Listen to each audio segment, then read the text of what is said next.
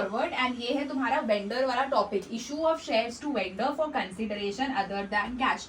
अब अगर तुम टॉपिक समझो तो तुम ये तो टॉपिक जानते हो, what is issue of shares, ठीक है, टू वेंडर। वेंडर बेसिकली कौन होता है, एक इंसान, ठीक है, वेंडर होता है जिससे तुम अपना कुछ भी ऐसा जिसका बिजनेस है वो वेंडर है, वो कुछ सेल परचेज कर रहा है, ठीक है। For consideration, what is the meaning of this word consideration? ये वर्ड कंसिडरेशन का मतलब क्या होता है? कंसिडरेशन का मतलब होता है इन एक्सचेंज, ठीक है।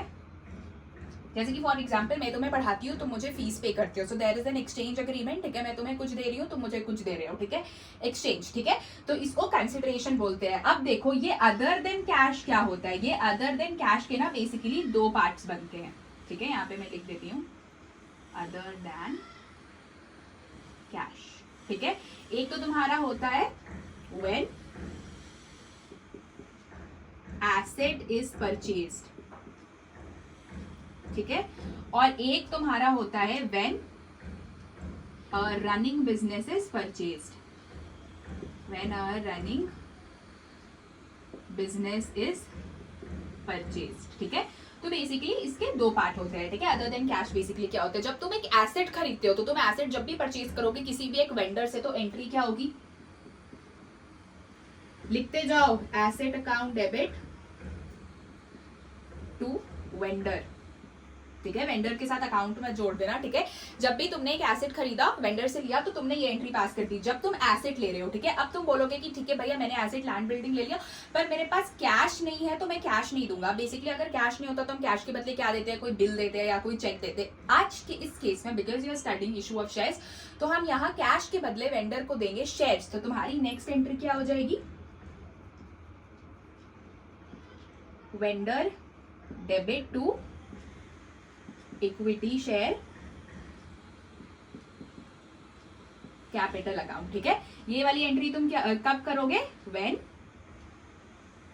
इशूड, व्हेन, सॉरी यहाँ पे लिख लेना, शेयर्स इशूड एट पार। जब भी तुम्हारा शेयर्स पार पे इशू होगा तो तुम ये वाली एंट्री करोगे, vendor account debit to equity share capital. अब दीदी आपने यहाँ पे लिखा when shares issued at par, तो क्या ये प्रीमियम पे भी हो सकता है? जी हाँ, वेंडर को तुम प्रीमियम पे भी ऐसा कर सकते हो, ठीक है। तो उसकी एंट्री क्या हो जाएगी? तो ये एंट्री नंबर 3 लिख लो, वेंडर अकाउंट, सॉरी अकाउंट नहीं होगा, डोंट राइट अकाउंट, नाम के साथ नहीं जोड़ते हैं। Vendor debit to equity share capital account to securities premium account, ठीक है। This is the entry at the time of premium, ठीक है। जब शेयर्स तुम्हारे प्रीमियम पे इशू हो गए तब तुम ये वाली एंट्री पास करोगे। तो सबसे पहली एंट्री क्या हो गई? सबसे पहले एसेट खरीदने की, तो एसेट टू वेंडर, फिर हम एसेट को, क्योंकि हम वेंडर को कैश नहीं दे रहे हैं तो हम क्या देंगे? उसे शेयर्स देंगे। तो पार में देंगे तो vendor to equity share capital, premium में देंगे तो vendor to equity share capital to securities premium account. ये जब हम एसेट खरीद रहे हैं, ठीक है। अब यहाँ पे एक बहुत इंपॉर्टेंट नोट लिखो, ठीक है। सबसे इंपॉर्टेंट नोट लिखो, always calculate the number of shares issued. तुम्हें हमेशा number of shares issued calculate करना है। अब तुम ये कैलकुलेट कैसे करोगे नंबर ऑफ शेयर्स इशूड? तो इसका फॉर्मूला होता है purchase consideration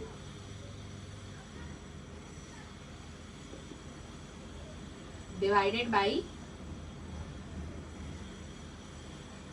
issue price of shares, ठीक है। इसका तुम्हें ये फॉर्मूला होता है। तुम बोलोगे कि दी ये परचेज कंसिडरेशन क्या होता है? मतलब जितना में भी तुमने एक रनिंग बिजनेस या एसेट खरीदा, 8 लाख, 10 लाख, 15 लाख, उसको हम लोग परचेज कंसिडरेशन बोलते हैं, ठीक है। Divided by issue price of shares, तो तुम्हारा नंबर ऑफ शेयर्स निकल जाएगा। अब तुम बोलोगे कि हमें पता कब चलेगा कि नंबर ऑफ शेयर्स दी हमें कहाँ पे निकालना है और क्यों निकालना है, व्हाट इज द यूज? तो हम ना ये जो व्हेन एसेट इज परचेज, इसका एक शॉर्ट सिंपल एग्जांपल ले लेते हैं, then we will go with this question when a running business is purchase, ठीक है। तो अभी currently I am rubbing this, या मैं यहाँ पे एग्जाम्पल लिख दे रही हूँ, ठीक है। फॉर एग्जाम्पल, देखो मैंने क्वेश्चन लिख लिया है। For example, X limited purchase asset from Y limited for ₹18 lakh. X limited ने वाई लिमिटेड से 18 लाख रुपए का एसेट लिया है। वेंडर कौन हुआ? वाई लिमिटेड हुआ, क्योंकि इससे एसेट खरीद रहे हो, ठीक है। तो वेंडर पहचानने में गलती नहीं करना है। Payable in fully paid up equity shares of ₹100 each, और हम उसे कैश के बदले क्या दे रहे हैं, इक्विटी शेयर्स दे रहे हैं ऑफ ₹100 ईच। इसकी तुम्हें 2 एंट्रीज करनी है, at par and at 20% premium.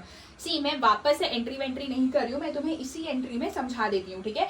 सबसे पहला, अगर तुम एट पार की एंट्री करोगे, ठीक है, तो सबसे पहली एंट्री तुम क्या करोगे, asset account debit to vendor account, asset to vendor, ठीक है। क्या लिखोगे तुम, 18 लाख रुपए जितना का तुमने एसेट लिया, ठीक है।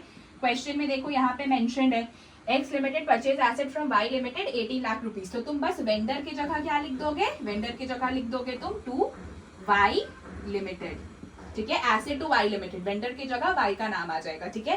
First entry done. Second entry तुम क्या करोगे, पार के केस में, पार के केस में तो तुम्हें बस यहीं तक एंट्री करनी होगी, वेंडर अकाउंट डेबिट, तो वेंडर की जगह वापस से तुम क्या लिख दोगे, Y limited debit to equity share capital. Equity share capital यहाँ पे भी तुम्हारा सिंपल 18 लाख लिखा जाएगा, ठीक है। यहाँ पे भी तुम सिंपली 18 लाख रुपीज लिख दो। इस केस में तुम्हें नंबर ऑफ शेयर्स कैलकुलेट करने की जरूरत नहीं है, ठीक है। तो ये तो तुम्हारा केस 1 हो गया, केस 1 100% डन, ठीक है। केस 1 बहुत इजी है, पहले एसेट टू वेंडर, फिर vendor to equity share capital. Now if I come to case 2, जब तुम 20% प्रीमियम पे इशू कर रहे हो, ठीक है। अब 100 रुपए का, ठीक है, 100 रुपीज ईच, शेयर का प्राइस क्या, 100 रुपीज ईच, 100 का 20% क्या होगा, 20 रुपीज।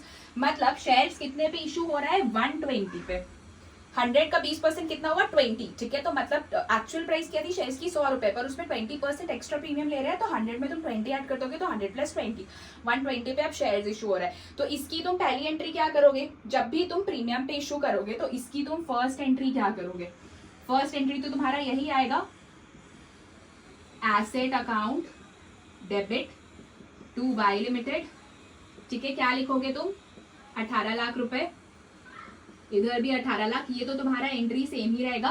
तुम्हारा सेकेंड एंट्री होगा ये वाला, यहाँ पे वेंडर की जगह तुम क्या लिखोगे, Y limited debit to equity share capital to securities premium account. अब वाई लिमिटेड जो वेंडर है वहां पे तो तुम ये सिंपल एसेट वाला ही अमाउंट लिख दोगे, 18 लाख।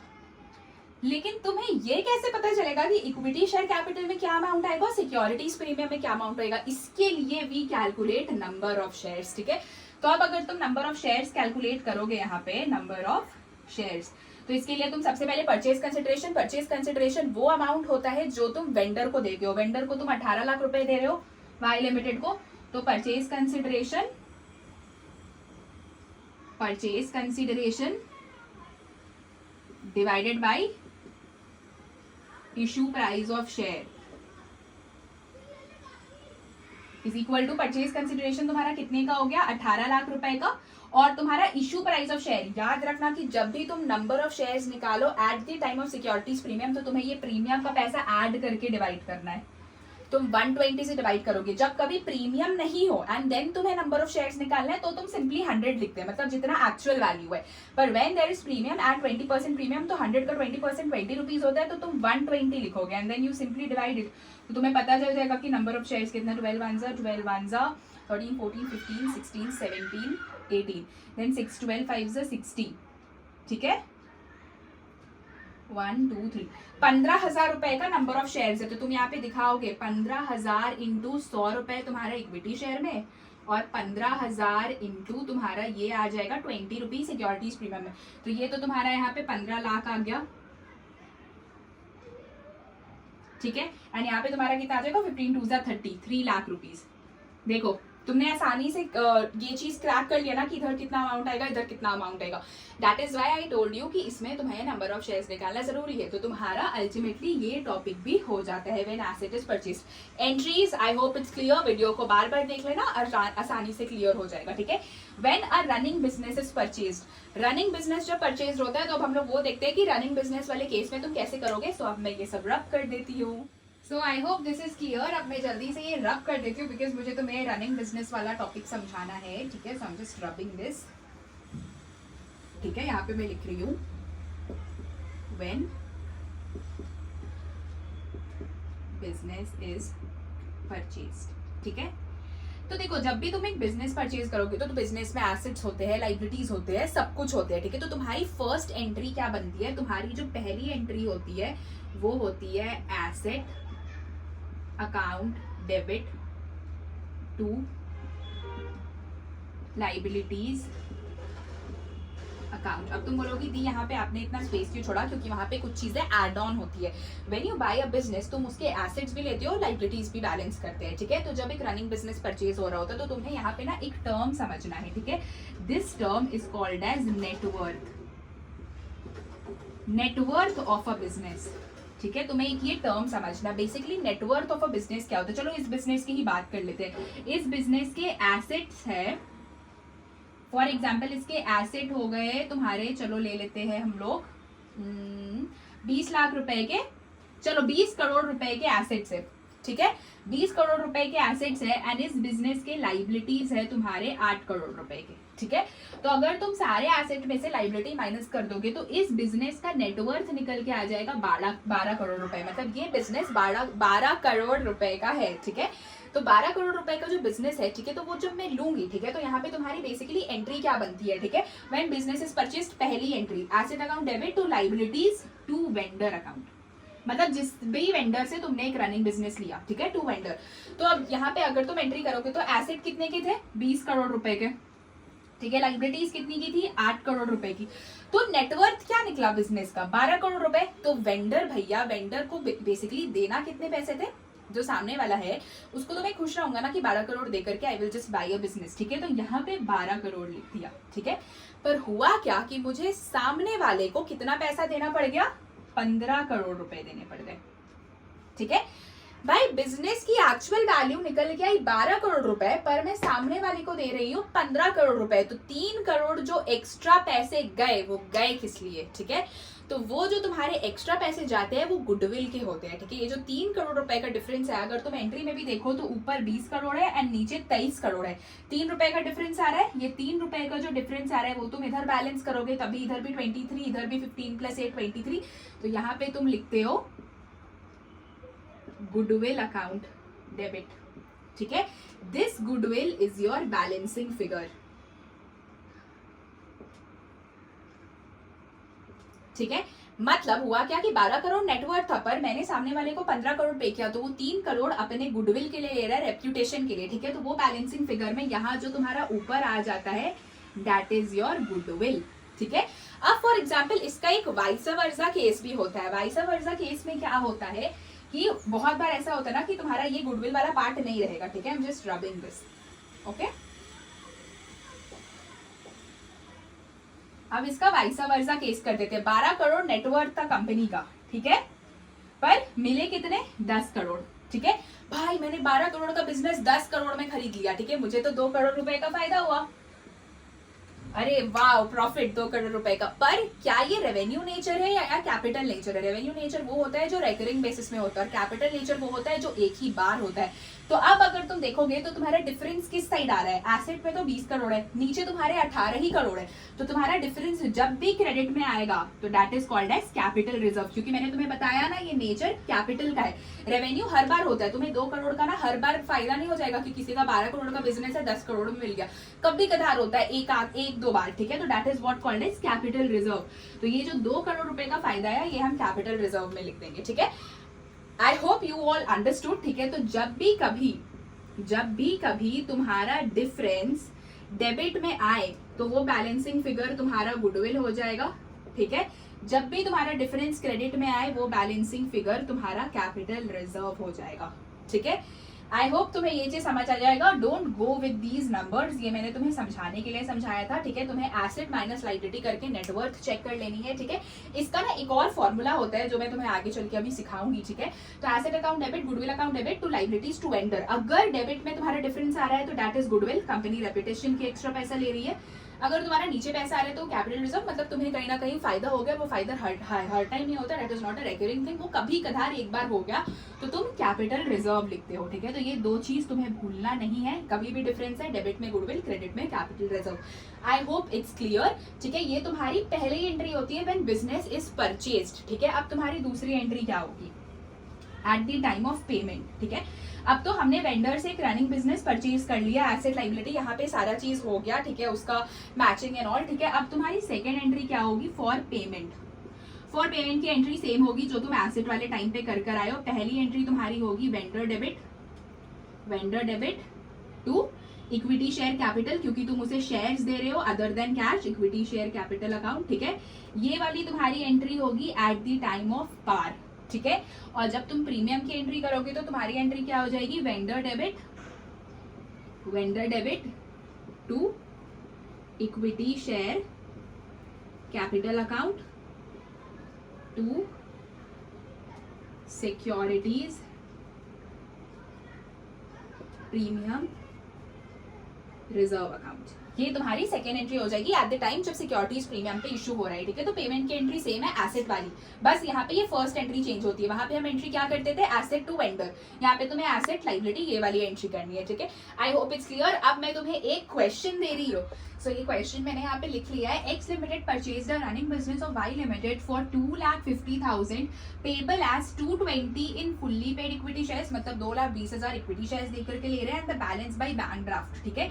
मतलब 220 का तो हमने इक्विटी शेयर्स दे दिया, ठीक है, और जो तुम्हारा बैलेंस है 30,000 रुपए का वो हम दे रहे हैं बैंक ड्राफ्ट के थ्रू, मतलब बैंक के थ्रू, ओके। तो तुम्हारी सबसे पहले वाली एंट्री क्या होगी, ठीक है, एसेट एंड लायबिलिटीज को लिखने वाली, नेटवर्थ वगैरह चेक करने वाली। तो सबसे पहले सारे एसेट्स लिख लो, ठीक है।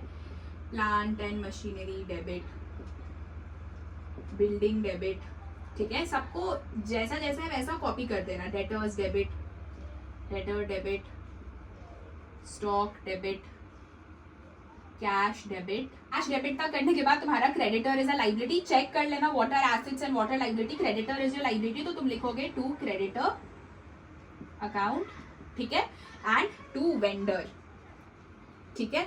अब देखो जो जो अमाउंट है उसको जैसा है वैसा लिख दो। 90,000 डेटर्स इज ऑफ 30,000, स्टॉक तुम्हारा 50,000 का है, एंड कैश तुम्हारा 20,000 का है, ठीक है। क्रेडिटर्स भी तुम्हारे 20,000 के है, तो तुम्हारा टोटल एसेट कितना हुआ, 9। टोटल तुम्हारे एसेट्स कितने के हो गए, मैं यहाँ पे कर रही हूँ वर्किंग, ठीक है। नेटवर्थ हमें निकालना है, ठीक है। नेटवर्थ के लिए तुम क्या करोगे, एसेट माइनस लाइबिलिटी, ठीक है। एसेट तुम्हारे कितने के हो गए, 2,80,000 के। लाइबिलिटी में तुम्हारा सिर्फ एक क्रेडिटर्स है, तो इधर से 20,000 माइनस कर दो, कितना आ जाएगा, 2,60,000, ठीक है। तो तुम्हारा बिजनेस बेसिकली, बिजनेस का एक्चुअल अमाउंट क्या था, 2,60,000, ठीक है। बिजनेस मिल रहा है X limited purchase the running business of Y limited, ठीक है, फॉर 2,50,000। भाई 2,60,000 का बिजनेस था जिसको मैंने खरीद लिया 2,50,000 रुपए में, तो क्या मुझे 10,000 रुपए का फायदा हुआ, कभी भी फायदा हो तुम्हारा कैपिटल रिजर्व होता है, टू कैपिटल रिजर्व, ठीक है। वेंडर में तुम कितना लिखोगे, जितना तुम 2,50,000 में खरीद रहे हो। अब तुम्हारा वेंडर बेसिकली कौन है, तुम्हारा वेंडर है वाई लिमिटेड, ठीक है, जिससे तुम बिजनेस खरीदते हो। एक्स लिमिटेड खरीद रहा है, खरीदने किससे खरीद रहा है, वाई लिमिटेड से। तो टू वाई लिमिटेड 2,50,000, 260 का बिजनेस मैंने 250 में खरीद लिया, मुझे 10,000 रुपए का जो फायदा हुआ वो मैं इधर लिख लूंगी। तो 250, 260, 270, 280, इधर भी 280, इधर भी 280, ठीक है। अब वही अगर तुम्हें कुछ लॉस होता तो यहाँ पे गुडविल आ जाता, ठीक है, जब बेसिकली ज्यादा वैल्यू दी होती, ठीक है, तो यहाँ पे गुडविल आ जाता। So first entry, I hope it's clear, ठीक है। अब हम एंट्री करेंगे तुम्हारी सेकेंड एंट्री, ठीक है। तो सेकेंड एंट्री मैं तुम्हारा यहाँ पे कर लेती हूँ, this is your second entry. Second entry तुम क्या करोगे, बेसिकली इक्विटी शेयर्स वाला, क्योंकि तुम पेमेंट थ्रू शेयर्स कर रहे हो, तो तुम्हारी सेकेंड एंट्री क्या हो जाएगी, सेकेंड एंट्री तुम्हारी होती है vendor Y limited debit to equity share capital account, ठीक है, टू बैंक अकाउंट, क्योंकि तुमने आधा पैसा ड्राफ्ट के थ्रू दिया हुआ है। तो वाई लिमिटेड में तुम कितना लिखोगे, वाई लिमिटेड में वेंडर को बेसिकली जितना पैसा जा रहा है। लिमिटेड में तुम क्या लिखोगे, वाई लिमिटेड में तुम लिखोगे 2,50,000, क्योंकि हम उतना ही पैसा दे रहे हैं। इक्विटी शेयर कैपिटल में कितना जाएगा, 2,20,000, क्योंकि हमने शेयर्स 2,20,000 देकर लिए थे, एंड 30,000 तुम्हारा ड्राफ्ट के थ्रू गया था। आई होप तुम्हारा भी यही आंसर आया होगा। अगर तुमने ट्राई किया होगा कि पहले मैं क्वेश्चन खुद से ट्राई करती हूँ तो, ठीक है। So I hope this is all done, and finally तुम्हारा आज बेसिक क्लास खत्म होता है। कल जब हम लोग जल्दी जल्दी क्वेश्चंस करेंगे, ठीक है, मोस्ट प्रोबेबली इस वीक जितना दिन हमारा अकाउंट है हमारा ऑलमोस्ट कंप्लीट हो जाएगा, जो एकदम एंड में हमारे एंड अक्टूबर में बेसिकली अगर 2-3 क्लासेस बच रहे हैं तो आई गेस एकदम लास्ट टॉपिक्स हमारे बच जाएंगे। सो बीच में जितना दिन भी तुम्हारा गैप है, that is Diwali and Chhath break, make sure you do all the questions जहां तक मैं कंप्लीट करवा रही हूँ, ठीक है। So that's it for today's class, bye.